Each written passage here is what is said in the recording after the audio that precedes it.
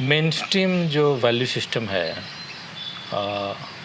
या बाजारवाद का जो वैल्यू सिस्टम है उसने हमारी एथिक्स को धीरे धीरे एरोड किया है, एरोजन की ओर ले गया है। थोड़ा सा हम लोग और एक बिंदु पर बात करना चाह रहे थे हम, सभ्यता, सभ्य असभ्य।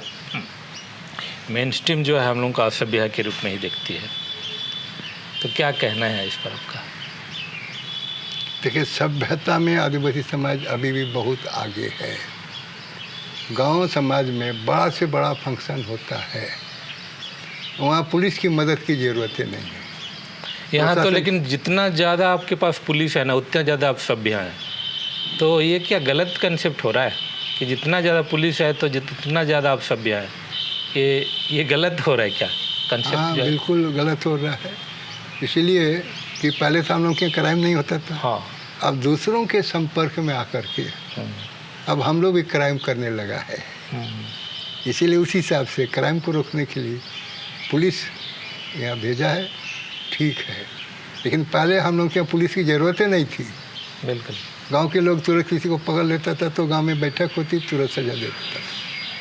लेकिन आजकल तो जो चोर हुआ या जो अपने को बड़ा दादा समझता है और समाज को, गांव को अपने कब्जा में कर लिया है ना, और अपने आप को सभ्य बोलता है। और अपने आप को सभ्य बोलता है। इसीलिए आज का समाज औरों के समाज के चलते जो दादागिरी करता है वही अब समाज का सबसे आगे हो गया। तो एक हिसाब से पूरा का पूरा आदिवासी समाज का विघटन हो रहा है ये सब के चलते।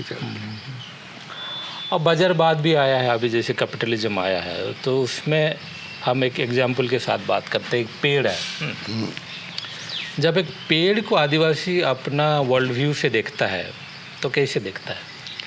देखिए, पहले आदिवासी जंगल नहीं काटता था।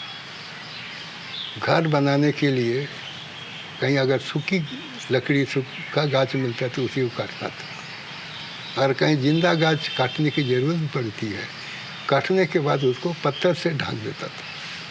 लोगों की मान्यता थी पत्थर से अगर उसको ढक देते हैं वह फिर से वह शाखा निकलेगा। जितना बड़ा गाछ हम काटे थे उस शाखा से उतना ही बड़ा गाछ बनेगा। तो जंगल के लोग